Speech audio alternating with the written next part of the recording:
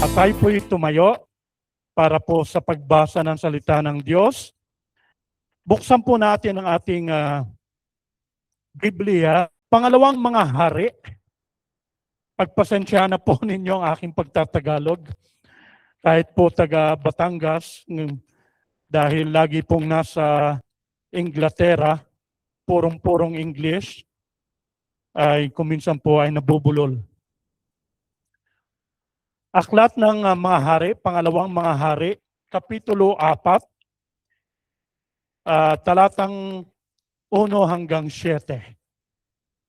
Ang pamagat po ng ating mensahe ay Grace in Crisis. Amen? Grace in Crisis. Ang biyaya ng Diyos sa anumang krisis sa buhay. Meron po bang may pangalang Grace? Meron po bang may pangalang Grace? Meron. Huwag kang mahiya dahil biyaya ng Diyos yan sa iyo. Amen. Meron pala. Meron. Okay. Grace in Crisis, ating pong basahin. Ano po? Ang sabi doon, ang asawa ng isa sa mga anak ng mga propeta ay dumaing kay Eliseo. Si Elisha po ay isang prophet. Ang iyong lingkod na aking asawa ay patay na. Nalalaman mo na ang iyong lingkod ay takot sa Panginoon or may takot sa Panginoon. Ngunit ang nagpapautang ay naparito upang kunin ang aking 2 anak upang maging mga alipin niya. Hindi ko na po tatanungin kung sinong may utang sa inyo. Ano po? Hindi po. Hindi ko na po tatanungin. Talatang 2. At sinabi ni Eliseo sa kanya, anong gagawin ko para sa iyo? Sabihin mo sa akin, anong mayroon ka sa bahay?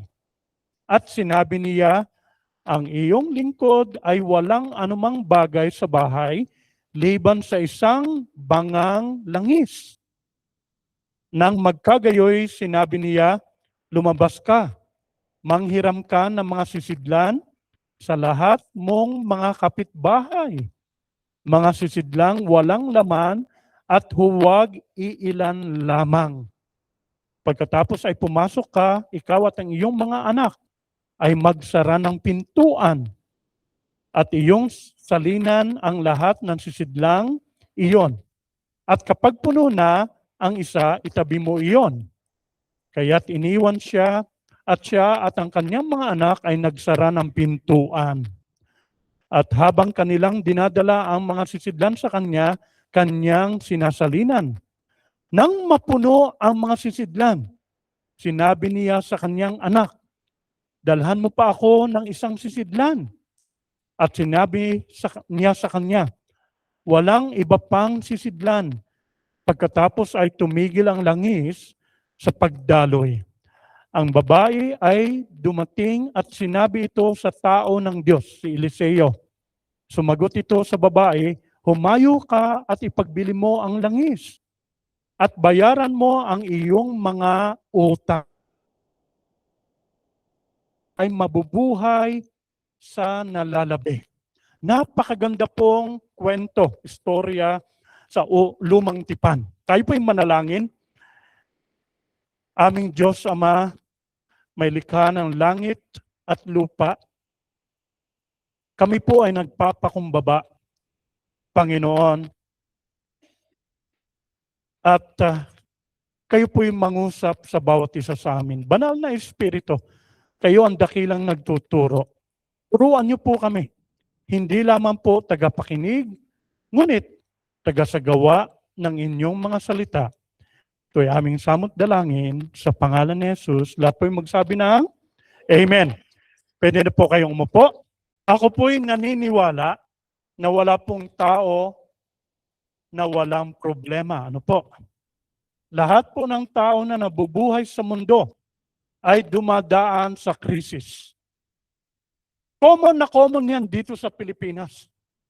Pag sinabing krisis o crisis, alam na alam po ng mga Pilipino. Marami pong krisis sa buhay. Maaring sa pamilya, maaring sa relasyon, maaring sa pinansyal. Di po ba? At yung iba po, patong-patong po ang krisis na hinaharap sa buhay. Meron pong isang pamilya. Ito po ay asawa ng propeta. Kahit po mga lingkod na ng Diyos na katulad ko at pamilya ko ay hindi po exempted. Kami rin po ay dumadaan sa krisis sa buhay. Lahat po tayo ay dumadaan sa krisis sa buhay. Ngunit ang pinakamahalaga ay paano natin inaharap, paano natin napagtatagumpayan. Ang babaeng ito ay lumapit po sa Panginoon sa pamamagitan ng propeta ng Diyos. Ang sabi po doon, ang asawa ng isa sa mga anak ng mga propeta ay dumaing kay Eliseo. Ang iyong lingkod na aking asawa ay patay na. Nalalaman mo na ang iyong lingkod ay may takot sa Panginoon. Ngunit ang magpapautang ay naparito upang kunin ang aking 2 anak upang maging mga alipin niya. Noong unang panahon, pag hindi ka makabayad o makakabayad ng iyong utang, ang iyong mga anak ang kabayaran. Anong ibig sabihin? Magiging servant. Lingkod. Para maglingkod sa pinagkautangan. Ano po? So, dahil wala pong may bayad ang ina or asawa ng namatay na propeta, siya po ay lumapit sa Panginoong Jesus. Mga kapatid, there is solution in every desperate situation. Kayo po ba ay naniniwala doon na bawat problema, bawat sitwasyon ay merong solusyon? Naalala ko po nung nag-aaral ako, mathematics, yan po ang pinakapaborito ko, kabaliktaran po yon. Ang inyong pastor po ay dyan magaling. Ako po ay mahina dyan. Naalala ko po, solving. Totoo po ba? Problem solving. Kahit gaano kahirap ang problema, mathematically, meron pa ring solusyon. Kaya dapat po tayo hindi manghina. Kahit anong problema pong ating inaharap, wag po nating i-magnify ang problema. Wag po natin palakihin ang problema. Dahil tayo po ang nababalisa, iniisip, lumalaki ang problema. Bakit hindi po ang Panginoon ang ating i-magnify? Ang Panginoon po ay malaki. I said, God is big. Kung tayo po ay nagtitiwala sa Panginoon, makakayanan sa pamamagitan ng biyaya ng Diyos. Kaya nga po, lumapit ang pamilyang ito sa Panginoon. Ang sabi po ng salita ng Diyos, He is our very present help in times of need. Kung tayo po'y nangangailangan, ang Panginoon ang ating saklolo. Ang Panginoon ang tutulong sa atin. Tumingin man tayo sa mga burol o sa kalangitan, saan ba manggagaling ang saklolo? Ang sabi ng salita ng Diyos, ang na malikha ng langit at lupa.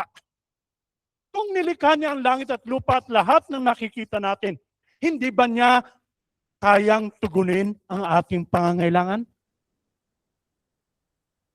Huwag po natin kalimutan yon. Maliit lang po sa Panginoon ang ating mga problema. Wala pa sa kalingkingan, ika nga. So, lumapit po. Anong gagawin ko para sa iyo? Bakit tinanong ni Eliseo yon? Alam naman niyang nangangailangan ang pamilyang ito. Alam niyang namatay na ang asawa ng babaeng ito. At may utang silang babayaran. Bakit itinanong pa ni Eliseo, anong gagawin ko sa iyo?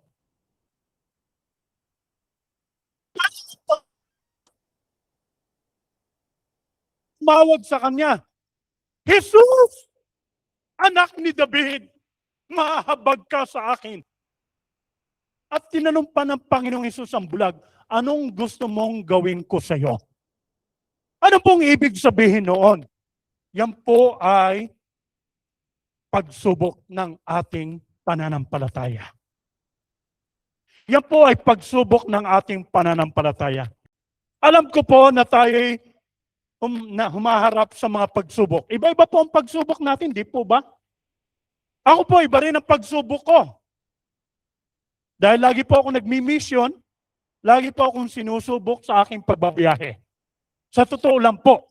Kaya, salamat po sa inyong mga panalangin.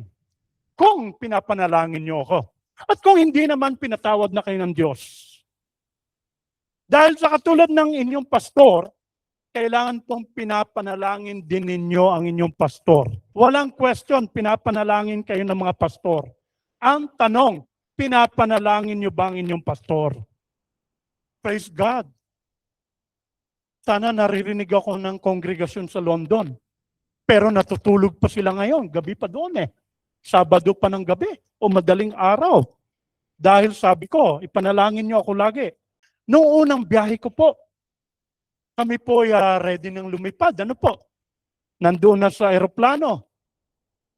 At nasa runway na po. Alam niyo naman sa runway, bumibilis na ang takbo ng eroplano para humandang mag-take off o lumipad. Sa kalagitnaan po ng runway, namatay ang makina ng eroplano. Mantakin nyo. Sino hindi kakabahan? Eh kung doon sa taas namatay ang makina, ano pong mangyayari sa amin? Bagsak kami. Kaya lahat po ay natakot. Yung katabi ko, talagang takot na takot.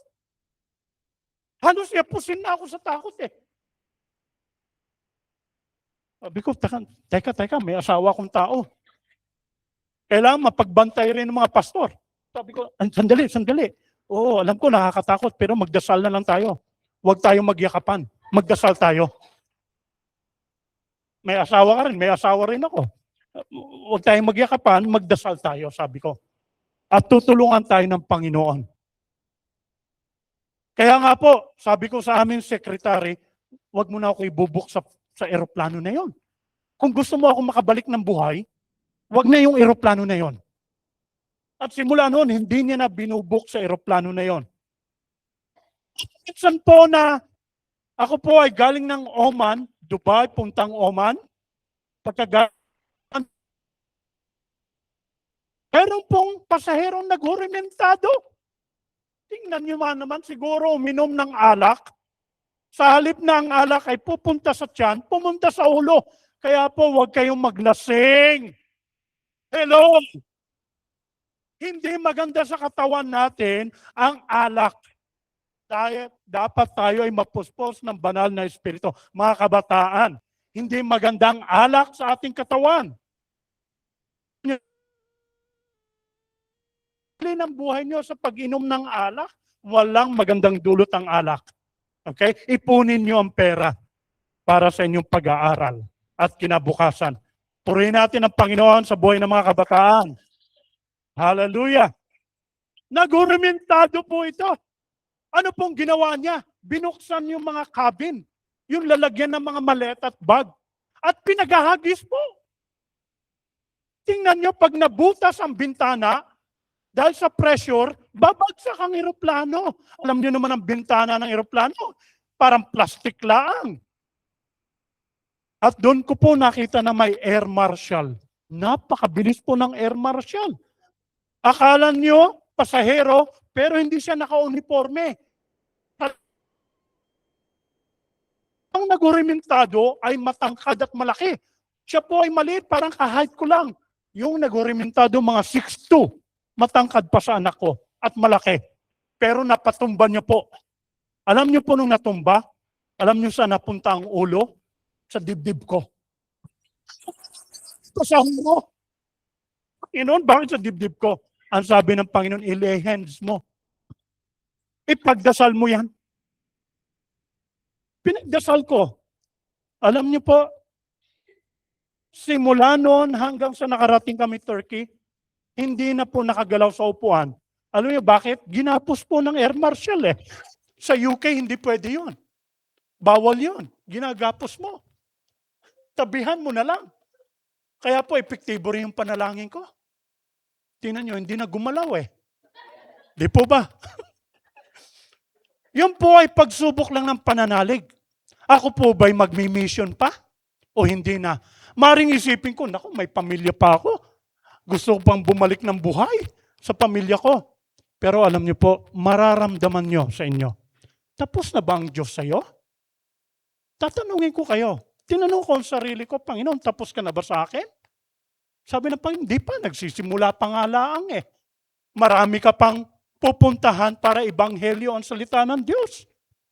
Pag hindi pa tapos ang Diyos sa'yo, kahit anong pangyayari sa buhay, kahit anong nararamdamang physical o sitwasyon na nakapalibot sa'yo, pag hindi pa siya tapos sa'yo, He is not done yet. Mabubuhay ka, lalago ka, at ikaw ay uunlad sa Panginoon. Pero pag tapos ka na, katulad ng aking mama, sabi ng Panginoon, tapos na ako sa kanya. More than 20 years. Simula nung na-stroke, tingnan nyo, nabuhay pa ng more than 20 years. Simula nung na-stroke. Kaya sabi ng Panginoon, pahinga na. Pahinga na. Parang ayaw pa mamatay ni mama eh. Sabi ng doktor, meron pang tibok ang puso. Tinigil na ang gamot. Tumitibok pa ang puso. Maganda pa ang tibok ng puso niya eh, kaysa sa doktor eh. Sa totoo lang, opo. Kaya sabi ng doktor, ngayon lang ako nakakita ng ganito. Tinigil na lahat ng gamot. Ang sabi niya, 4-6 na oras lang, wala ng tibok ng puso.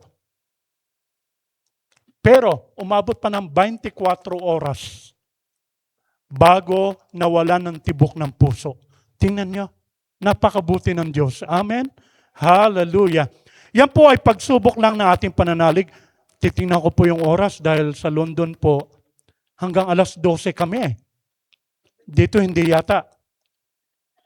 Huwag kayong mag-alala. At ito po, pagsubok na aming pananalig, I think na patutuo ko na po sa inyo, no? Andito na po yung aking bunsong anak. Di po ba? May problema sa bato, kidney. Dahil ang kidney niya, laging nag-i-infection, hindi lumalago. Sabi ng doktor, kailangan mag-dialysis. Tingnan niyo yung anak ko, napakalusog. Nakita naman ninyo, nagpasalamat sa Panginoon, malusog. So, wala pong imposible sa Panginoon. Ang tanong, kumusta ang palakpakan po natin ng Diyos? Hallelujah. Hallelujah. Ang tanong, kumusta ang pananalig mo? Kumusta ang pananalig mo? Huwag po tayong magulat sa mga pagsubok. Dapat lagi tayong handa. Pero huwag ka namang manalangin, Panginoon, subukin mo ako. Huwag. Huwag na huwag mong gagawin yan. Huwag mong huunahan ng Diyos. Dahil meron akong narinig sa UK. Nanalangin po siya, Lord, test me. I said, alam mo ba ang pinapanalangin mo?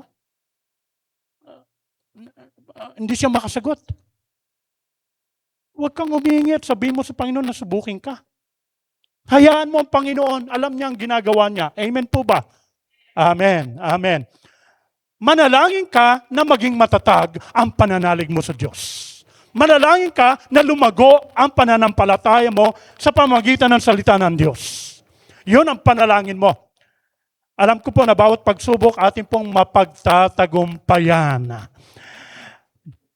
Salamat po sa Panginoon dahil kahit ang bignay sinubok din po ng Panginoon, nanatili kayong matibay, matatag ang pundasyon at lumalago. At marami pang kaluluwa sa barangay disiplina pala ito. Karapat dapat lang na gamitin tayo ng Panginoon dito sa barangay na to. Ang tawag pala dito ay barangay disiplina. Balik po tayo sa ating mga talata. Talatang 3. Ano po ang sabi dito? Na magkagayoy, sinabi niya, lumabas ka,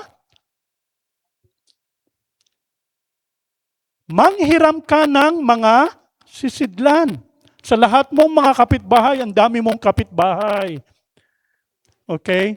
Sister Daisy, marami kang kapitbahay. Okay? Brother Rod. Mga sisidlang walang laman at huwag iilan lamang. Bakit ganon ang instruksyon ng propeta ng Diyos? Humiram ka ng sisidlan. Ano po ang ibig sabihin? Increase of faith. Kumusta po ang pananampalataya mo? Ang pananampalataya mo ba ay ganito pa rin? Baby faith? Ang iyo bang pananampalataya ay lumalago? Tingnan niyo yung mga baby noon. Ang liliit pa ng mga to eh. Ang lalaki na, malalaki pa sa akin yung iba eh. Nung nakita ko sila noon, maliliit pa. Pero lumalago. Kumusta po ang ating pananampalataya? Lumalago po ba sa Panginoon? Lumalago po ba sa Panginoon? Amen. Kailangan po lumago ang ating pananalig. Ang sabi ng Panginoon, kung meron nagkasala sa iyo ng 7 beses, sa araw na iyan, 7 beses mo rin patatawarin. Hindi po madali yon.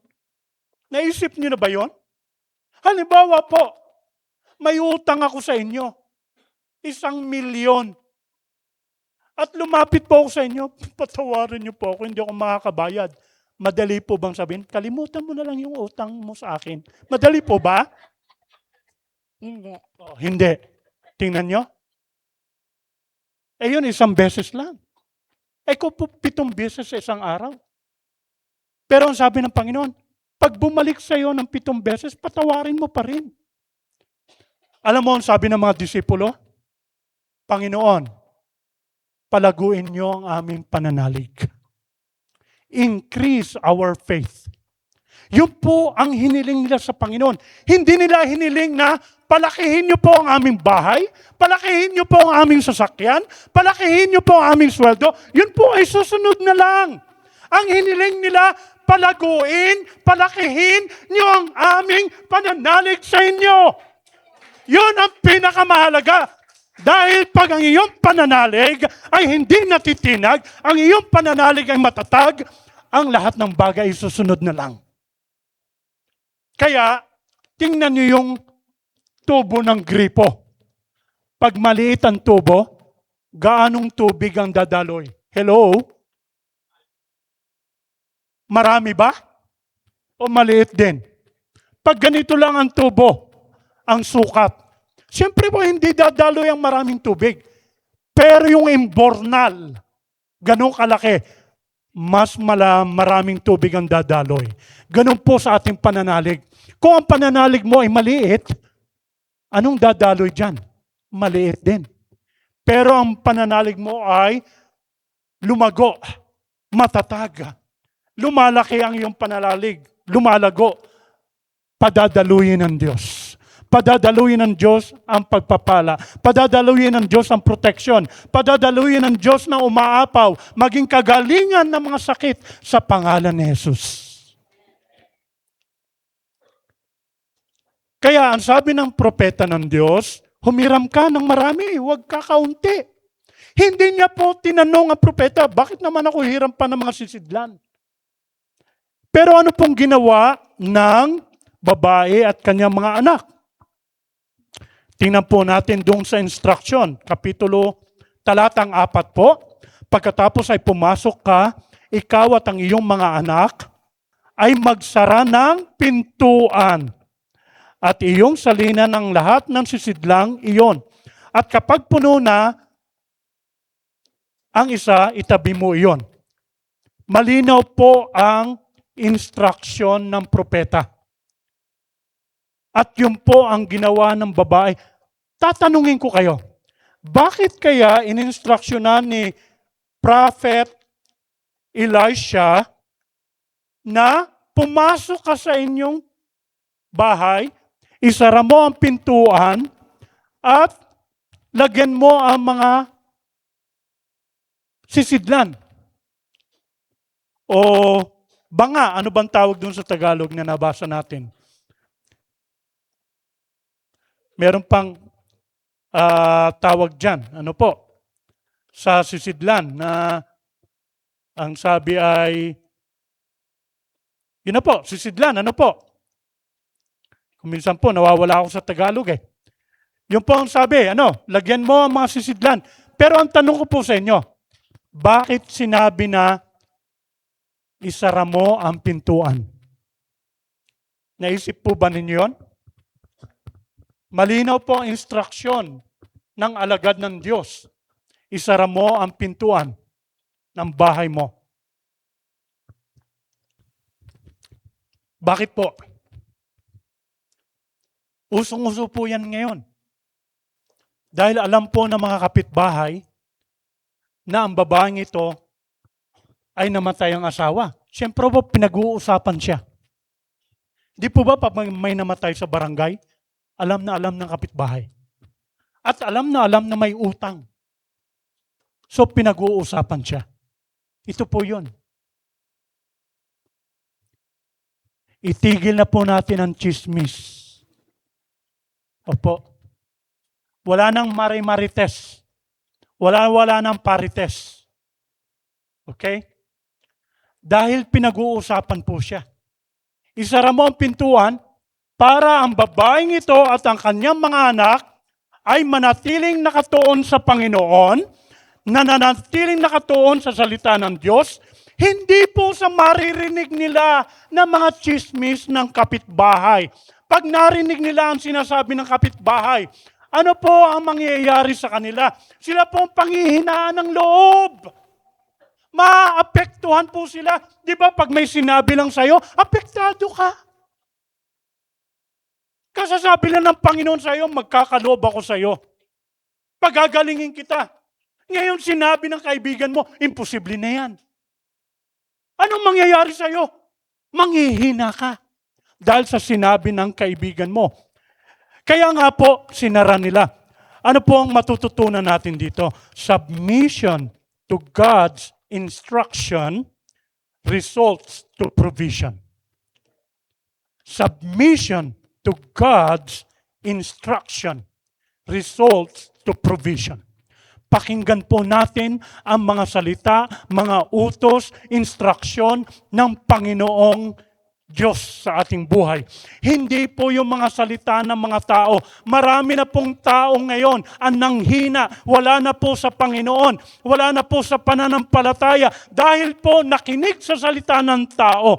Maliban na lang kung ang mga tao ay sinasabi ang salita ng Diyos, then pakinggan natin. Kung hindi ang salita ng Diyos at panghihinaan ka lamang, wag mo nang pakinggan. Tanggapin mo yung mabuti at iwaksi mo yung masama sa mga naririnig mo. Naku po, alam ko po, mapunta lang kayo sa palengke, mapunta lang kayo sa mall, marami kayong maririnig. Magbantay po tayo. Amen po ba? Mga mananampalataya sa Bignay. Amen po ba? Pakinggan po natin ang boses ng Diyos.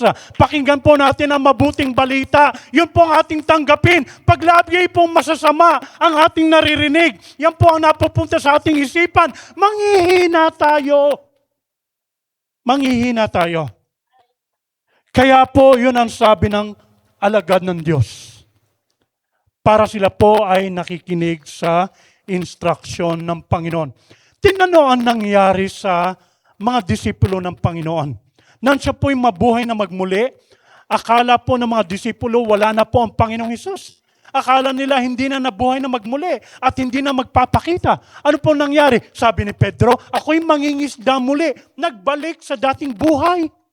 Huwag na po tayong babalik sa dating buhay. Amen po ba mga kapatid? Patuloy po tayo sa pagunlad, sa bagong buhay sa Panginoon. Nagbalik sila sa dating buhay. Ako'y mangingisda. Ang sabi rin ng ibang disipulo, sasama kami sa iyo. At nung gabi na yun, naglaot ng bangka. Wala po silang nahuling isda.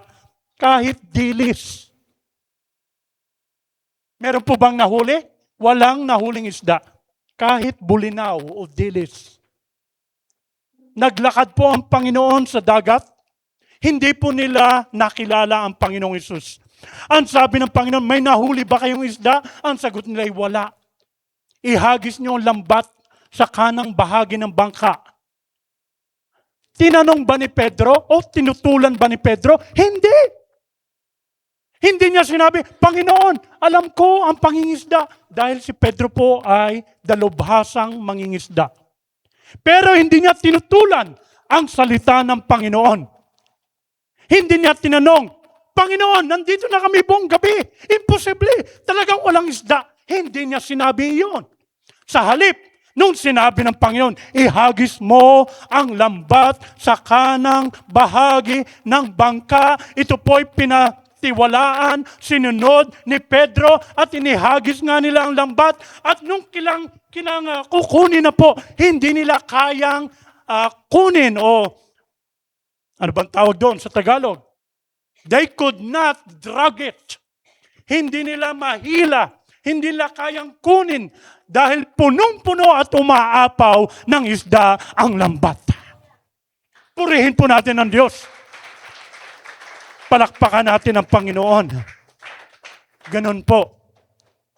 Sa salita ng Panginoon, hindi po natin tinututulan, kundi atin pong sinusunod. At makikita natin ang kabutihan, biyaya, kamangha-manghang bagay dahil there's power in the Word of God. Merong kapangyarihan sa salita ng Diyos. Doon po sa talatang tayo po dadako na sa mga huling talata.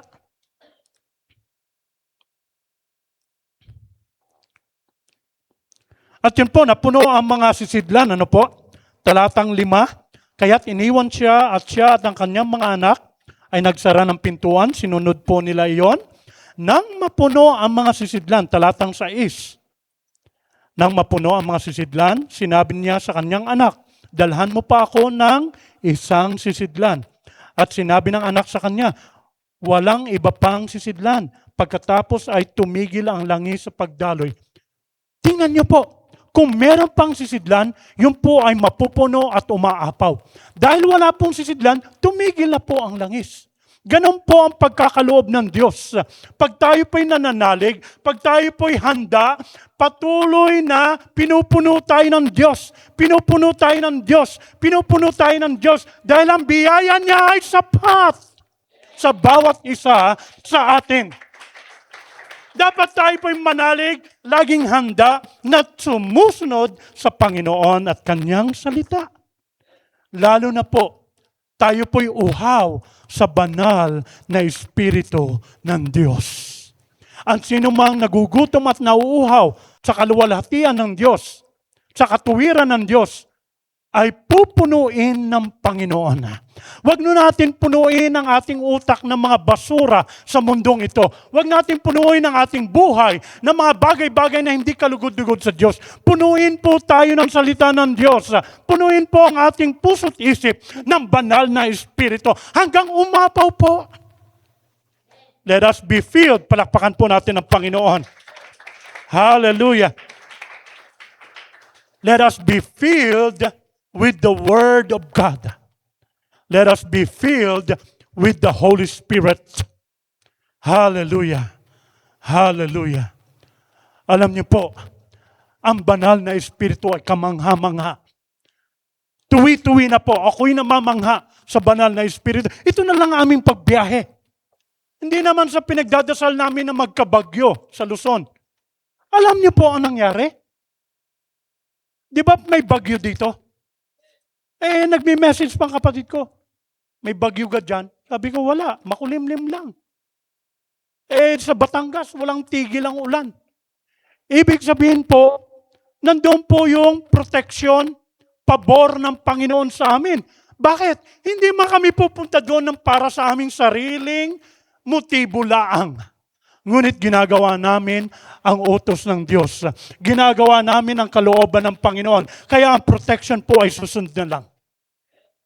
Kaya nung nagbiyahe kami doon, walang bagyo. Kami po ay kumuha pa ng supercat, yung mabilis na maliit na barko. Tingnan nyo naman kung may bagyo. Hindi kami pwedeng magbiyahe noon. Di po ba? Meron din pong alon.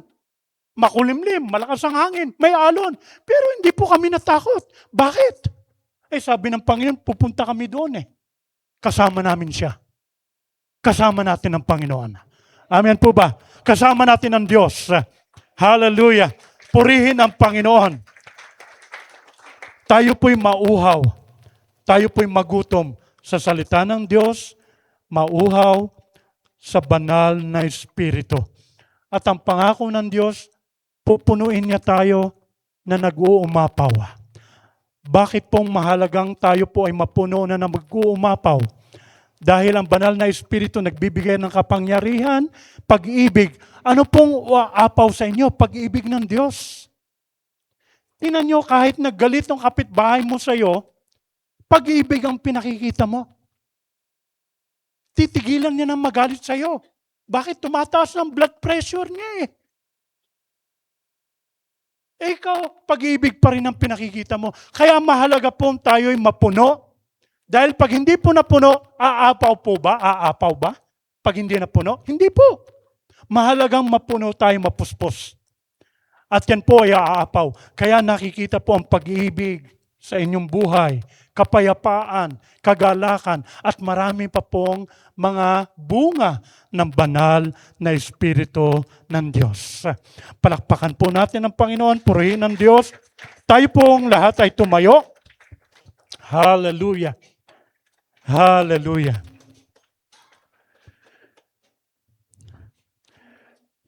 Dito po sa pagtatapos, 2 Corinthians chapter 9, verse 8. Napakagandang verse po. Isa sa mga paborito kong talata sa Biblia.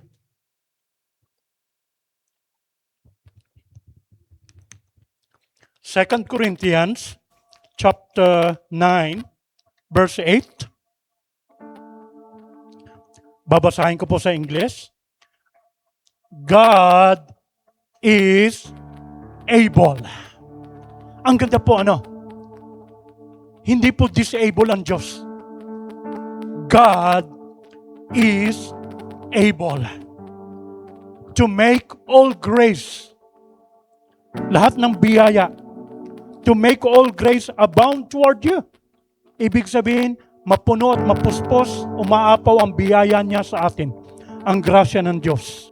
That you, always having all sufficiency.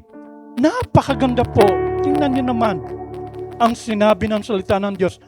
Always, tuwi-tuwi na po, lagi, having all sufficiency. May sapat sa lahat ng bagay. May have an abundance for every good work. Tayo po'y pinagpala ng Diyos. Pinuspos na nag-uumapaw. Hindi lang po material. Una higit sa lahat, spiritual na bagay. At ang ibang bagay susunod po. Ngunit ang pinakamahalaga, kaligtasan, banal na Espiritu ng Diyos, ang kanyang salita, pinagpala po tayo para tayo po'y maging pagpapala sa ating pamilya, mahal sa buhay, katrabaho, kapitbahay, kaeskwela. Lahat ng ating nakakasalimuha sa araw-araw. Hallelujah. Oh, hallelujah. Isa pong kapatiran sa London ang lumapit sa akin. Dahil ang sabi po ng doktor, meron ka na lang 3 to 6 months para mabuhay. Sino po ang may karapatang magsabi noon? Ang Diyos lang. Kahit doktor ka o dalubhasa ka, wala kang karapatan na magsabi sa isang may buhay, 3 buwan ka na lang mabubuhay. Hindi ka naman ang lumalang ng buhay ng taong iyon. Ang Diyos lang. At dahil siya po ay nanghina, napag-isip-isip na pagtanto niya na uuwi na lang ako sa Pilipinas. Dahil po sa cancer, sa pancreas. Lapay ba yun? Lapay? Pancreas? Yung katabi po ng atay. Siguro magkatunog Atay, lapay. Siguro lapay. Nakalimutan ko na. Nurse ako dati pero nakalimutan ko na sa Tagalog. Siguro magkatabi yun dahil atay, lapay. Di bali na. Pancreas. Malubha na po. Stage 3 hanggang stage 4 na. Kaya sabi ng doktor, 3 buwan hanggang 6 na buwan na lang, ganon. Ngayon, lumapit po siya sa akin. Sabi niya, Pastor, pagkasabi ng pastor, hindi po siya makaimik agad.